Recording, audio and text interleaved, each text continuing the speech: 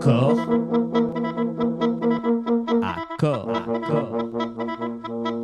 à corps.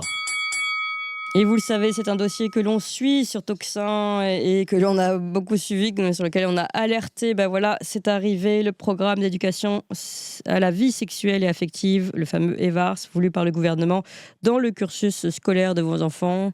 Jeudi dernier, Elisabeth Borne, qui a repris les rênes de l'éducation nationale, vous le savez, a publié le programme d'éducation sexuelle au bulletin officiel de l'Assemblée nationale. C'est donc la version officielle qui sera en vigueur dans les classes de primaire, collège et lycée dès la prochaine rentrée. Et tout cela après de longs mois de polémiques où on nous disait mais non, il n'y aura pas d'éducation sexuelle, mais s'il y en aura. Et bien voilà, c'est fait et il y en aura. Et on va tenter surtout de mieux comprendre ce qu'il y a dans ce programme, de l'analyser à la loupe et avec des faits et des informations précises avec Christelle Comet et Sophie Audugé. Bonjour à toutes les deux. Bonjour Christelle Comet. Bonjour Clémence, Merci. bonjour Sophie. Merci beaucoup d'être avec nous ce matin. Porte-parole des Mamans Louves, évidemment, qui travaillent beaucoup sur ce sujet. Et puis nous sommes avec Sophie Audugé. Bonjour Sophie Audugé. Bonjour à tout le monde. Et merci d'être avec nous, Sophie Audugé, spécialiste de politique éducative et co-auteur avec le docteur Maurice Berger de l'éducation sexuelle à l'école, les nouvelles orientations de l'éducation nationale en question aux éditions Artege. Alors, évidemment, vous avez fait le travail depuis le début d'alerter sur ce programme et d'alerter sur les éventuels éléments qui pouvaient s'y trouver. On y est. Alors concrètement, qu'est-ce qu'on peut trouver dans ce programme? Sophie Audugé, est-ce que vous pouvez nous expliquer? Ce qui est très important, c'est de bien prendre en considération le fait majeur de ce nouveau programme, même s'il y a évidemment un process de communication institutionnelle qui vise à nous faire oublier l'élément essentiel, c'est que il y en a deux. Le premier, c'est qu'on a beau changer de nom, la seule loi à travers laquelle ces 3 séances sont obligatoires s'appelle la loi pour une éducation à la sexualité, une éducation et une information à la sexualité. Elle porte pas d'autre nom, la loi de 2001. Et c'est dans le cadre de cette loi, dans ce véhicule législatif-là, que est fixée l'obligation de 3 séances par an et par niveau de classe. Donc ça, il faut le rappeler sans cesse parce qu'on voit bien toute l'intention actuellement dans la communication de nous dire, alors depuis hier, on est aussi des complotistes, en fait, on raconte n'importe quoi, on est des menteurs. Tout ce qu'on dit, de toute façon, c'est vérifiable puisque nous, contrairement aux autres, on écrit en fait tout ce qu'on dit. Et si on écrit, on sait que les écrits restent. Ça veut dire qu'on a de quoi prouver ce que l'on dit. Donc ça, c'est facile à vérifier. Ce qui est dit également, c'est qu'il y a toujours eu une éducation à la sexualité depuis les années 70, c'est vrai. Mais dans les années 70, c'était au lycée, évidemment. Ouais. Et que depuis 70, on remonte sur les années. La grande modification de ces nouveaux programmes, c'est que ça va démarrer dès la maternelle, c'est-à-dire dès 3 ans. Alors, évidemment, on nous dit plusieurs choses. On nous dit d'abord, il n'y a pas de sexualité, évidemment, avant le collège. On a enlevé le mot. On verra que dans les faits, de toute manière, tout est possible, le pire est possible. Alors, on peut faire bien les choses pour éviter le pire. C'est pour ça qu'avec Maurice Berger, on a rédigé une charte éthique des principes à respecter pour ne pas mettre en danger les enfants dans le cadre de la réalisation de ces séances. Mais concrètement, le pire sera possible aussi, puisque le texte le permet par un flou savamment organisé et orchestré. Donc, c'est à partir de 3 ans. On nous dit que c'est pour lutter contre les abus sexuels et pour lutter, ou en tous les cas accompagner les dérives du porno en accès malheureusement libre, même si c'est interdit. Ce sont 2 motifs qui ne répondent pas aux besoins des enfants, mais bien à l'incapacité des adultes de les protéger. Puisque rappelons que dans le premier cas, les abus sexuels, 1% des pédocriminels d'inceste sont condamnés, donc 99 continuent en toute impunité, et puis que le porno est interdit au moins de 18 ans. D'accord ? Donc normalement, ça, c'est l'État, c'est la société qui doit protéger les enfants. Tout le programme s'inscrit dans cette inversion de la place des enfants et des adultes. Alors, de manière très concrète, pour que vous voyez quand même le genre de choses qu'on peut trouver, et d'ailleurs, bon, moi, je l'ai étudié assez précisément, je dirais que si on devait s'en tenir à ces deux enjeux-là, si on devait se dire, bah, malheureusement, la société ne parvient pas à protéger les enfants, malheureusement, l'État n'arrive pas à faire appliquer ses lois, donc il faut qu'on fasse quelque chose, qu'on prévienne les enfants. D'ailleurs, dans le programme, c'est clairement dit, hein, c'est interdit, mais vu que vous y avez accès, il faut quand même qu'on vous explique.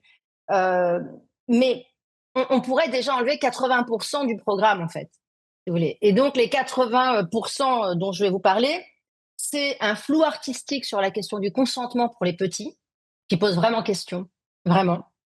Et puis, toute l'idéologie du genre traitée sous l'aspect, parce qu'évidemment, vous n'avez pas été... vous avez bien vu qu'effectivement, les actions qu'on a menées, les preuves qu'on a apportées sur ce qui se faisait vraiment dans les classes, eh bien, a eu quand même pour effet de limiter un peu la casse, ou en tous les cas d'obliger dans les rédacteurs des programmes à être peut-être un peu plus fins et un peu plus subtils dans leurs intentions. Mais néanmoins, on est véritablement sur un process qui qui vise à endoctriner les enfants dès tout petits pour en faire pour constituer finalement leur structure psychique comme une structure psychique, si vous voulez, comment dire de manière très explicite, structurée dans une logique victimaire des principes et des théories de l'idéologie du genre et de la discrimination.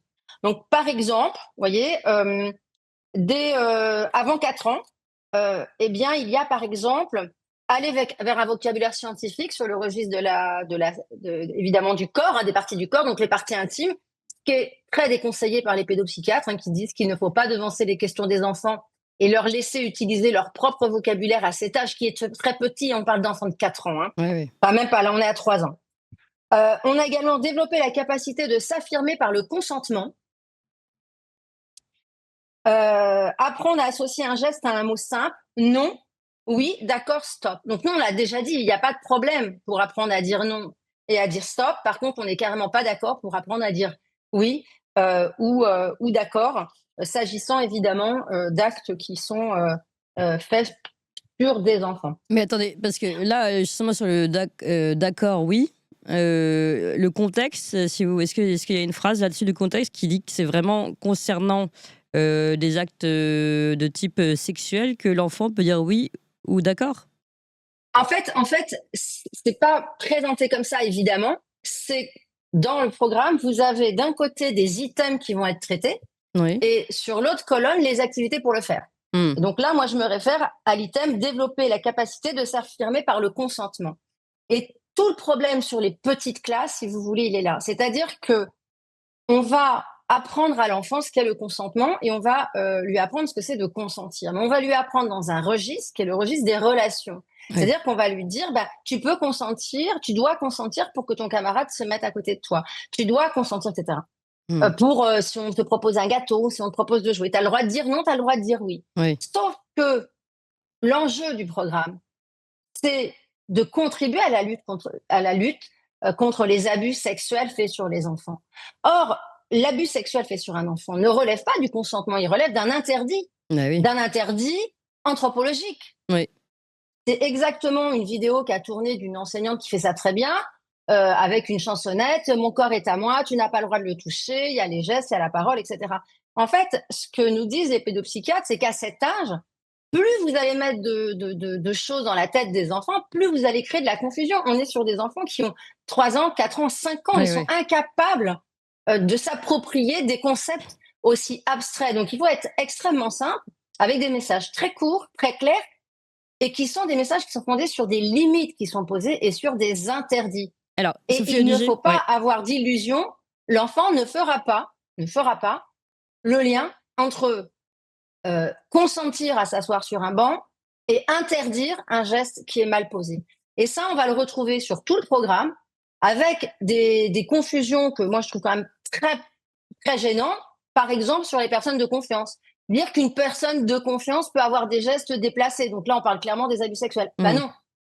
une personne qui a ce genre de geste n'est pas une personne de confiance, c'est un pédocriminel. Oui, bien Vous voyez sûr. ce que je veux dire? Alors, Donc il y a ouais. énormément de choses comme ça On va qui continuer vont on pas. va continuer dans le concret. Sophie Duget, je vais donner la parole à Christelle Comet déjà sur ce sujet, parce que là, ce que vous venez de lever est déjà important, cette espèce de flou qui est organisé sur la notion de consentement, où l'enfant, à travers, je rappelle, ce programme d'éducation à la vie sexuelle et affective, doit apprendre à dire oui, non, peut-être, non. Donc, ça prouve bien déjà qu'en effet, il peut y avoir un flou qui peut être utilisé à mauvais escient par certains professeurs, soit zélés, soit idéologisés sur ces questions-là. Christelle Comet, comment vous réagissez à cela? Eh bien, c'est très simple, hein, comme l'a justement dit très clairement Sophie. Aujourd'hui, il y a une confusion qui est assez grave à mon sens parce que on va clairement être sur une mise en danger des enfants. À partir du moment où on leur dit qu'il y a la possibilité de dire oui ou de dire non, eh bien que ça soit dans le milieu sportif, le milieu scolaire ou le milieu intrafamilial, il aura entendu au sein de l'école, qui pour lui a valeur, d'autorité puisque c'est quand même sa deuxième figure de référence, eh bien il se Sûr. dira: «Bah, à l'école, on m'a dit que je pouvais dire oui ou non». On sait très bien comment fonctionnent les pédocriminels avec, du chantage affectif et cetera, avec la notion de: «Mais oui, mais c'est pour ton bien, mais oui, mais ça te fait du bien, Oui. oui, mais en fait, c'est notre secret» et cetera et donc très concrètement, à mon sens, c'est une bêtise absolue et j'ajouterais aussi, et ça je crois que c'est important de le dire, que moi je suis stupéfaite de voir que dans le milieu notamment associatif, toutes ces associations de lutte contre les violences sexuelles, je ne comprends pas qu'aujourd'hui elles ne se dressent pas comme nous, par rapport à des enjeux qu'ils connaissent parfaitement bien.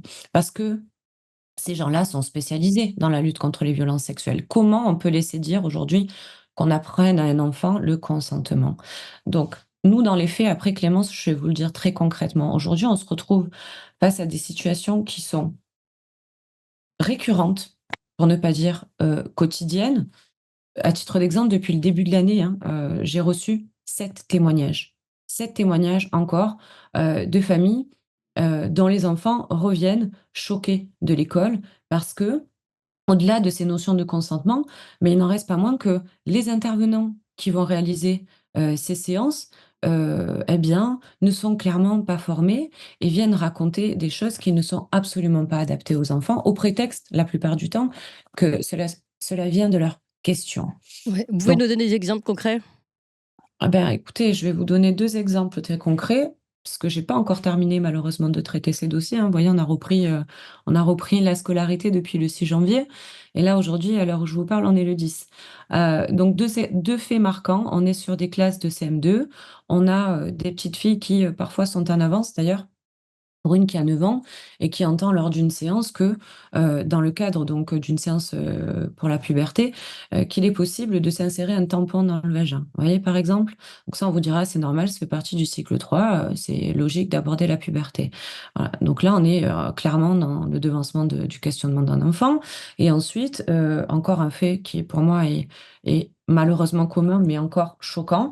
On a un petit élève qui pose la question dans le cadre donc d'une séance où donc les enfants sont mélangés, c'est-à-dire qu'il y a filles, garçons confondus et donc un élève demande si on peut gober un pénis. Ce à quoi l'infirmière répond que oui, on peut gober un pénis à partir du moment où les 2 sont d'accord. Vous voyez là, donc on est en plein dans la notion de consentement, sauf que comme l'a très bien dit Sophie, on n'a pas à dire à un élève qu'il est possible d'être dans la pratique d'un acte sexuel. Voilà, c'est la seule chose que doit faire l'école. Elle l'a très clairement écrit avec Maurice Berger dans cette charte dont on ne comprend toujours pas qu'elle n'est pas une priorité de mise en application pour ces programmes. Ouais. On va être clair, à un moment donné, on doit s'obliger à se fixer des interdits soi-même. Quand on prend des sujets aussi importants que cela, la seule chose qu'on doit faire si vraiment on veut protéger les enfants, c'est, de permettre aux élèves, en chaque début d'année, d'identifier un espace à dire, avec un intervenant qui soit capable de recueillir la parole de l'enfant, à qui on va expliquer qu'à partir du moment où il a compris la notion des interdits, si toutefois ces interdits sont bravés par quiconque, que ça soit par un adulte ou Mmh. par un camarade, un élève, quiconque de son entourage et cetera, eh bien, là-bas, dans ce lieu identifié, il va pouvoir dire ce qu'on lui a fait et il sera cru. C'est la politique de la Civis, du on te croit. Ah oui. C'est pas compliqué. Par contre, on n'a pas, en fait, les équipes nécessaires. Donc, on nous enfume. Je veux le dire clairement. On nous enfume avec un dispositif qui est censé permettre de rentrer dans ce cadre de lutte contre les violences sexuelles alors qu'on n'est pas du tout en mesure de pouvoir être efficace dans le recueil de la parole de l'enfant. Donc quand on va nous faire croire que parce qu'à l'école, on va aborder ces sujets et que ça va favoriser la révélation, dans ce cas concret, je vais vous dire la révélation. Comment se fait-il qu'une infirmière censément formée, elle ne soit pas alertée par la simple question d'un enfant qui demande si on peut gober un pénis? Là, si vraiment on est efficace et professionnel, tout de suite, on se dit, là, je suis en alerte. Mmh. C'est pas normal qu'un enfant me pose cette question. Donc, qu'est-ce que je fais? Je reporte la question, j'informe l'enfant qu'évidemment, il va pas rester sans réponse et je le prends à part à la fin du cours et on va voir pourquoi cet enfant pose la question. Mais certainement pas. Et cette infirmière l'a dit, j'ai été prise au dépourvu, je savais que les parents allaient venir me voir, je voulais pas non plus ne pas répondre, etc. Vous voyez? Et ça, malheureusement, vous savez, ça fait 2 ans qu'on alerte les autorités. Ça fait 2 ans qu'on a des témoignages comme ça tous les jours. On préfère nous faire passer pour des menteurs. Alors que récemment, et je termine là-dessus, j'ai interpellé nommément Aurore Berger sur les réseaux sociaux, puisqu'apparemment, il y a que comme ça que les politiques répondent, en fait, aux citoyens, parce que quand Oui. on les alerte officiellement, on n'a jamais de réponse. Je lui ai dit: «Écoutez, Aurore Berger, puisque nous sommes des menteuses, eh bien, je vous mets au défi de recevoir toutes ces familles qui nous sollicitent quotidiennement et que vous puissiez les entendre». Est-ce qu'on a une réponse, Clémence? La Bah non. réponse est non. Ouais. Pourquoi refuser d'entendre? Pourquoi refuser de poser des garde-fous? C'est pour ça que je vous parle de cette charte éthique de Sophie. Qui Qui a quelque chose à redire sur ce qui est écrit dedans? Je pose sincèrement la question en français, j'invite tout le monde à aller regarder cette charte éthique. Il y a 7 axes, c'est très clair. Ouais. On pose des garde-fous Ouais, très oui. concrets pour chaque intervenant. Basta. Et là, peut-être que les familles, seraient rassurées. Peut-être que c'est important aussi, Clémence, de dire une chose, c'est qu'aujourd'hui, moi, je sors, hier soir de ce reportage que j'ai entendu sur France 5 où on dit: «Ah bah, les familles, en fait, il faut les impliquer, il faut de la transparence». Mais la transparence, elle est où? On a clairement évincé les parents. On va suite à la pression des syndicats qui a été faite auprès d'Elisabeth Borne, on ne sera pas prévenu de ces séances. On n'en connaîtra pas le contenu. Elle est où, la transparence? Si on n'a rien à se cacher, pourquoi tout ce flou et pourquoi mettre les parents sur le côté? On est clairement considérés comme des parents potentiellement incestueux, je crois qu'il faut se le dire. Et ça a été d'ailleurs dit par une personne assez raisonnée dans le reportage. Donc vous voyez, aujourd'hui l'inquiétude, elle est légitime et elle n'est pas prête de s'arrêter. On a 127 000 personnes qui ont signé la pétition de SOS Éducation. Ça dit quand même quelque chose. Évidemment. Alors, je me retourne vers vous, Sophie Audugé. Vous avez alerté déjà sur ce flou autour du consentement, là où il ne devrait pas y avoir de question de consentement, mais plutôt des interdits, ce qui n'est pas fait et qui n'est pas clair dans ce programme. Qu'y a-t-il d'autre qui soulève votre vigilance, Sophie Audugé? En fait, si vous voulez, le programme, en tous les cas, je dirais jusqu'au collège, n'est pas du tout un programme qui s'adapte à des enfants. C'est ce qui est très troublant quand on le lit. Moi, j'invite vraiment tous ceux qui s'intéressent à ces questions-là à le lire dans le détail et à s'interroger à chaque fois qu'ils le lisent sur l'âge des personnes qui sont concernées. Mmh. C'est-à-dire ce qui relève, si vous voulez, par exemple, quand vous avez des objectifs euh, pour 4 ans, vivre l'égalité entre les filles et les garçons, découvrir les différentes structures familiales et les respecter. Enfin, je veux Mmh. dire, pour des enfants de 4 ans, si c'est pas leur pourrir le quotidien, et leur mettre dans la tête une manière de penser qui est une manière de penser par la discrimination et la victimisation, je vois pas l'autre intérêt. Donc on est sur un programme qui nous fait croire qu'il vise à lutter contre des faits graves pour lequel nous, on est en association et dans tout ce qu'on a défendu, on a fait des dizaines de propositions pour agir au niveau de l'école dans la lutte contre les abus sexuels. Comme Christelle le disait, nous, on a proposé l'identification de lieux, des personnes qui viennent se montrer dans la classe qui va dans le lieu où ils peuvent s'exprimer. Sauf que ça coûte des sous et ça coûte des compétences. Et en fait, ce qu'on est en train de nous faire là à l'envers, c'est qu'on essaye, comme plein d'autres sujets avec ce gouvernement, de nous dire, bah, écoutez, on va vous faire croire que l'objet c'est ça parce que c'est là-dessus que vous allez être d'accord. Mais derrière, ce qu'on va faire, c'est qu'on va vous passez 2 choses que nous, on trouve importantes, c'est la notion de consentement et puis les stéréotypes du genre. Voilà, c'est ces 2 choses-là qui prennent le plus de place dans le programme et qui sont permanence et encore plus chez les petits. Ce que je trouve vraiment très troublant. Il faut vraiment lire les programmes, vous verrez, ça saute aux yeux. C'est encore plus important chez les tout petits et ça reste surtout le primaire, mais ça commence à l'élémentaire. Si par exemple, on prend, Oui. Donnez-nous des si vous exemples voulez, chez concrets. les petits, parce que c'est important quand même de voir ça. Je recherche. En attendant, parce qu'il y en a beaucoup qui nous demandent comment signer la pétition de SOS Éducation, on va vous remettre le lien ici en direct, soseducation.org, et il y a la pétition qui est en ligne et vous pouvez la signer pour être encore plus nombreux. C'est important en effet de signer cette pétition et de peut-être peser au moins comme ça, puisque visiblement, comme vous le disiez, le gouvernement ne souhaite pas entendre votre parole. Oui. Alors par exemple, vous voyez... Oui, allez-y, Christelle Comet. Non, je voulais juste te dire par rapport à la signature qu'il y a également la charte qu'a rédigée Sophie avec Maurice Berger, qui est disponible, qui a d'abord été signée par 65 spécialistes de l'enfance reconnus et qui désormais peut être également signée par les enseignants, par les professionnels de santé et également par les parents. Cette charte, on engage vraiment tout le monde à la présenter dans un dialogue constructif avec les équipes enseignantes pour leur dire, voilà, en fait, si on veut vraiment protéger les enfants, on s'applique cette charte. Je pense que c'est quand même un levier important à faire savoir et à faire connaître parce que beaucoup nous demandent: «OK, mais donc face à ça, on fait quoi, en fait, concrètement?» Et nos leviers d'action, ben, sont, assez minces, hein, étant donné qu'on est, dans une obligation, où malheureusement, on peut pas dire aux parents, ben: «Vous refusez ces cours». Parce que c'est se mettre en porte-à-faux et c'est prendre certains risques. Voilà. Tout à fait. Oui, Sophie Diger. Ouais, je vais vous donner quelques exemples pour que vous voyez un peu le côté décalé de ce qui est dans le programme par rapport à l'âge des enfants. Donc là, on est sur 5 ans. Proposer et pratiquer des actions qui favorisent l'égalité entre les filles et les garçons.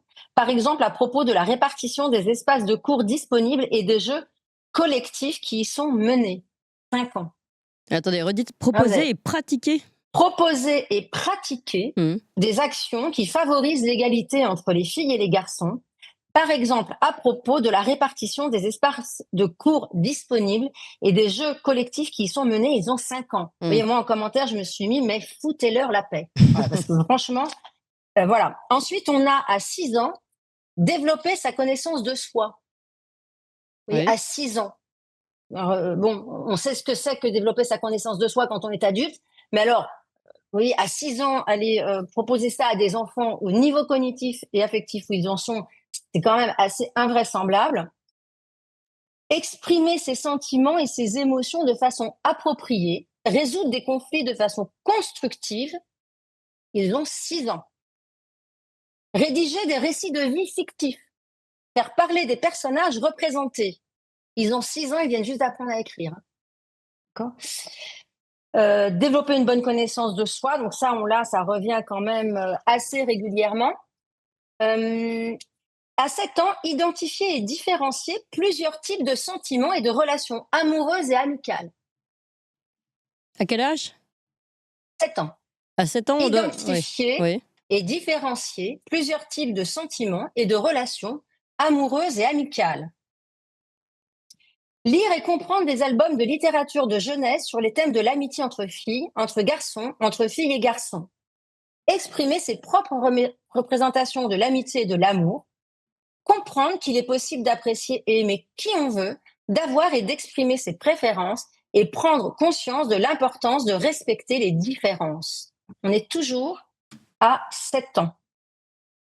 Savoir définir et repérer des stéréotypes, notamment de genre, et des discriminations. 7 ans. Repérer les stéréotypes dans les catalogues de jouets, dans les publicités, le choix des couleurs dans les emballages. Lire et exploiter des albums de littérature de jeunesse permettant d'être sensibilisés à la question de la place donnée aux filles et aux garçons, aux femmes et aux hommes dans la société. Ils ont toujours 7 ans.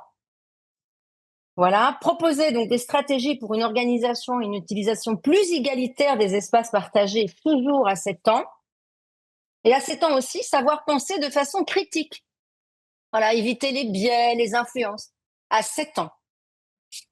Voilà, être capable de repérer les comportements favorables à sa santé et apprendre à faire des choix favorables à soi et aux autres. CE2. Voilà, et c'est comme ça tout le temps. Donc, ce qui est très troublant dans ce programme, c'est l'inversion des places et des rôles et l'endoctrinement des enfants pour les faire agir et peser sur leur santé. Si le mot interdit que j'évoquais tout à l'heure par rapport aux abus sexuels se trouve une seule fois, pour les 4 ans, dans une phrase d'ailleurs qui n'est pas complètement cadrée et limitante, dans tout le reste du texte, en fait, on est sur un programme qui vise à préparer le consentement qui est propre aux adolescents, c'est-à-dire à des êtres sexuellement fonctionnels. La partie abus sexuel n'est pas traitée comme elle devrait être, c'est-à-dire avec des messages très clairs, très courts, très structurants sur les interdits et surtout adossés à tout un autre ensemble d'actions, que ce soit des lieux pour la parole, que ce soit des personnes ressources formées, que ce soit la mise en lien avec les structures de protection de l'enfance et d'un point de vue général, ce que demandait la Ciivise en premier, c'est-à-dire de former tous les personnels et les adultes au contact avec les enfants au repérage des signaux que peuvent donner des enfants. Donc il y a vraiment quelque chose qui là fait que pour nous, ce programme est inadapté à des enfants. Il n'a pas lieu d'être en maternelle, hein, où la seule chose qui a sa place, c'est véritablement les interdits et la contribution à la lutte contre les abus sexuels sur les enfants. Et évidemment, le consentement, stéréotype du genre, discrimination, donc c'est tout le programme est là-dessus, quoi. Donc, quelque part, les enjeux qu'on nous a vendus, c'est pas ce qu'il y a dans le contenu aujourd'hui, en tous les cas. Ou en tous les cas, c'est un film. Il y en a. Faut être clair, il y en a. Mais c'est pas 80% du contenu, loin de là. Ouais. Alors, j'ai beaucoup de questions. D'abord, Christelle Comet, vous nous évoquiez tout à l'heure les exemples concrets de parents qui vous alertaient sur déjà aujourd'hui des problèmes justement d'incursion dans leur vie intime, de flou dans cette question de consentement, voire, comme on l'a vu avec cette histoire de gober un pénis, de choc psychique qui peut être provoqué aux enfants. Donc là, on en était avant même la publication de ce programme qui va être appliqué à partir de septembre prochain. Donc la question, c'est est-ce que vous craignez toutes les deux que la situation s'empire de ce côté-là et puis aussi, beaucoup nous demandent dans le chat d'où vient, qui a rédigé ce programme. Y a-t-il des idéologues en particulier qui sont cités, des experts en particulier? Christelle Comet, d'abord concernant le fait que la situation s'empire. Je pense qu'on peut facilement, avec la voie statistique, inéluctablement se dire que ça va s'empirer, puisque, en fait, jusqu'ici, d'ailleurs, c'est un des arguments phares de ceux qui ont voulu insister sur la mise en place de ces programmes. Jusqu'ici, on avait à peu près 15%, d'après leurs statistiques, des séances appliquées. Donc, parmi ces 15%, nous, on a reçu en 2 ans plus d'une centaine de témoignages. Et on a reçu ces témoignages en sachant que on vous parle de choses qui sont certifiées, c'est-à-dire que les familles ont rédigé des mandats écrits pour nous donner matière à agir pour eux. Oui. Si on regarde ce qui se passe globalement sur les réseaux sociaux, moi qui fais beaucoup de veille là-dessus, il y a énormément aussi de gens pour lesquels on n'a pas porté cette voie-là. Donc on est incapable de dire en réalité déjà combien il y a eu de dérives. Ce qui est certain, c'est que s'il y a déjà que 15% de ces séances qui ont été mises en application et autant de dérives, je tiens à préciser que c'est sur tout le territoire français, hein, on n'est pas plus ou moins concentré sur un territoire avec éventuellement quelques professionnels qui ne sauraient pas ce qu'est le développement de l'enfant et donc qui viennent les traumatiser lors des séances. Donc, le pire est à venir, évidemment. Et pourquoi? C'est très simple. Parce qu'il n'y a pas de sanctions prévues pour les intervenants en cas de manquement au cadre de la circulaire de 2018, bien que maintenant, il y a des choses qui soient reprécisées dans le programme, mais où est-ce que c'est précisé dans le programme qu'il est interdit de parler de sexualité? Ça n'est écrit nulle part. Voyez, donc en fait, le problème, c'est qu'aujourd'hui, il n'y a pas de balise de poser. On vient dire aux familles, à travers notamment la voix des syndicats, qu'on pourrait être sanctionné de refuser ou de faire la pression en fait sur les établissements scolaires, mais par contre, on ne parle jamais de ces intervenants qui vont venir éventuellement traumatiser des gamins. Et ça existe. Il y a un déni d'État aujourd'hui qui est volontaire. Je dis bien qui est volontaire. On vous ment en permanence. Quand on dit SOS Éducation Maman Louve vont solliciter une fois par voie officielle Papa Ndiaye, c'est faux. Tous les courriers sont disponibles, par exemple, sur le site internet, vous voyez? Oui. Il y avait une deuxième question, je crois, mais j'ai oui, peut-être c'était, laissé Sophie répondre. mais ça peut être pour vous, Christelle Comet, comme pour Sophie Duger. Qui a rédigé ce programme? Y a-t-il des personnes qui sont citées en particulier ou des idéologues ou des tendances, en tout cas, qui sont clairement reprises? Je ne sais pas si Christelle Comet, vous souhaitez répondre à cette question, ou Alors, plutôt Sophie Duger. Oui, Sophie Duger.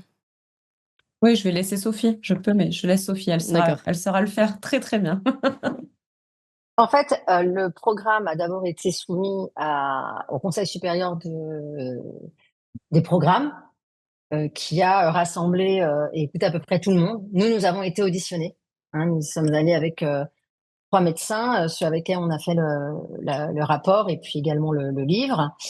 Ensuite, quand on a retrouvé le programme, on s'est rendu compte qu'il y avait quand même une influence très forte, à la fois d'une approche très politique et des associations militantes qui sont déjà dans l'école, c'est-à-dire qui font déjà les interventions qu'on connaît par cœur, que ce soit SOS Homophobie, le Pleine Famille. En fait, celle d'ailleurs qui avait alerté Papa Ndiaye pour lui demander et qu'on exigeait qu'un programme soit fait et que les séances soient réalisées. Ensuite, le programme est parti chez le ministre.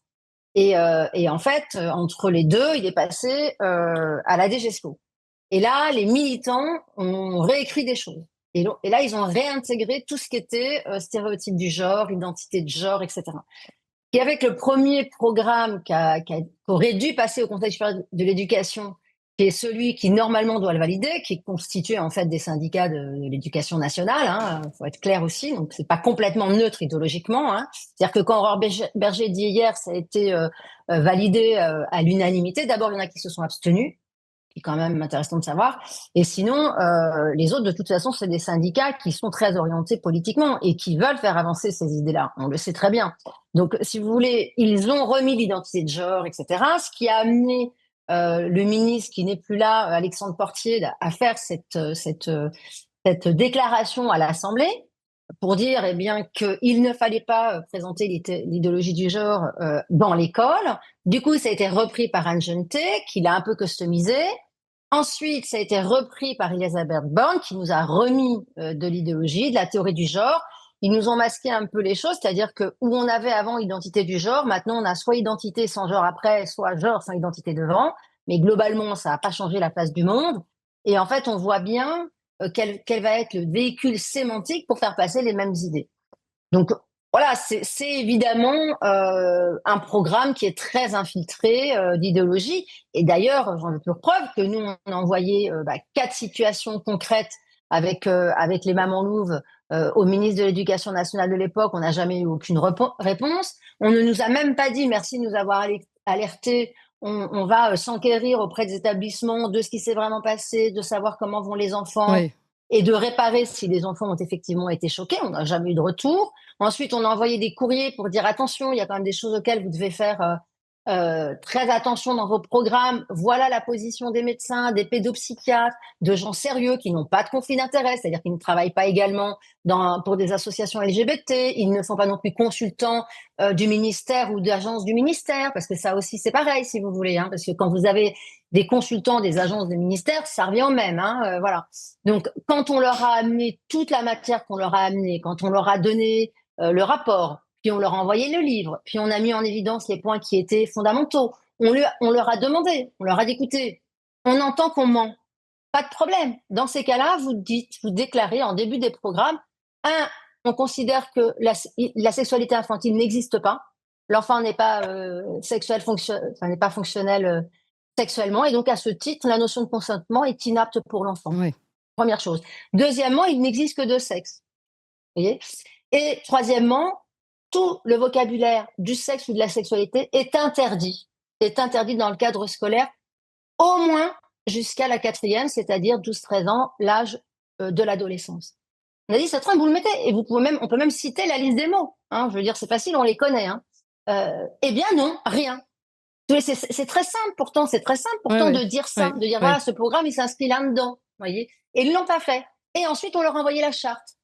Pareil, rien.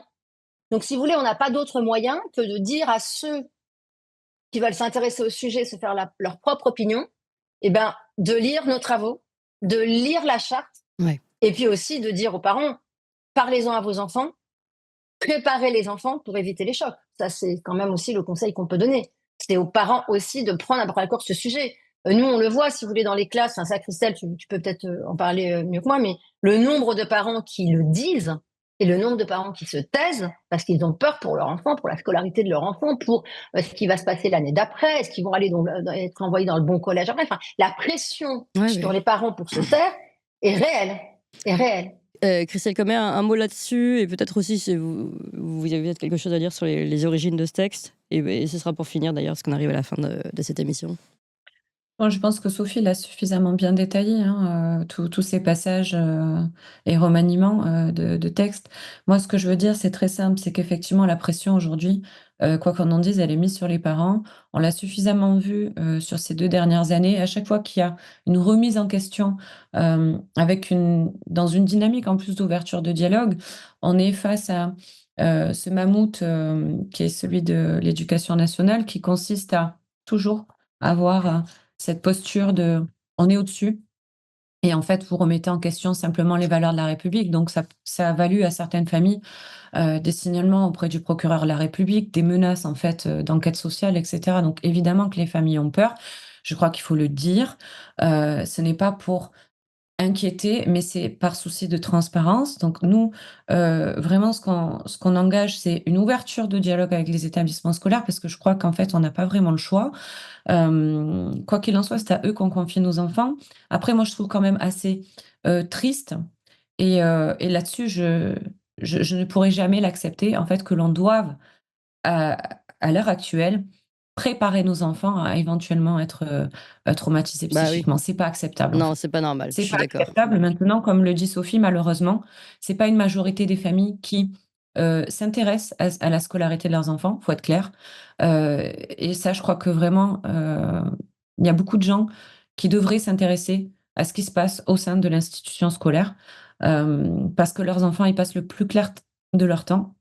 Et je crois aussi qu'il est nécessaire, en fait, de reprendre un petit peu la main sur l'autorité parentale. Voilà, parce qu'aujourd'hui, la responsabilité, je le redis à tous, des parents, c'est à elle qu'elle incombe, hein. Cette responsabilité, c'est au chef des parents. Donc, c'est-à-dire que si demain, il y a un enfant qui est traumatisé, c'est le parent qui est responsable de ce traumatisme.